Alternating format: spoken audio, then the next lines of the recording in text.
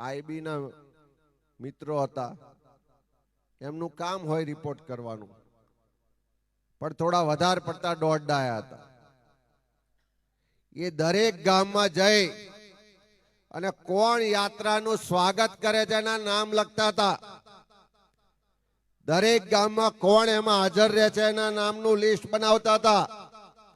મારે એવા તમામ ગુજરાતના સરકારની ચાપલુસી કરતા પોલીસના અધિકારીઓ કર્મચારીઓને કહેવું છે, તમે જે પગાર લો છો એ આ ગુજરાતની જનતાના ટેક્સના પૈસામાંથી પગાર લો છો. તમે નોકરીએ લાગો છો, જે શપથ લો છો, સોગંદ લો છો, આ દેશના સંવિધાનના શપથને સોગંદ લો છો. તમારી જવાબદારી છે કોઈ મંત્રી કે સરકારની ચાપલુસી કરવાની નહીં.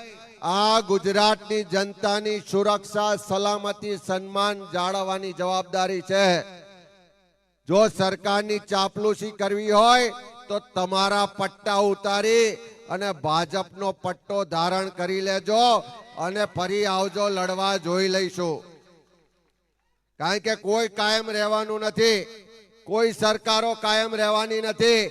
તમને એમ લાગતું હોય કે આ લિસ્ટ બનાવીશું, અમે હેરાન કરીશું, ડરાઈશું, દબાઈશું. અરે આ તો કોંગ્રેસ વાળા છે, અંગ્રેજો સામે પણ નતા ડર્યા, અંગ્રેજો સામે પણ નતા ઝૂક્યા. એ ધોળા અંગ્રેજોને પણ દેશ છોડાયો તો આ કાળા અંગ્રેજોને પણ આવનારા સમયમાં ખુરશી પરથી છોડાવી છું.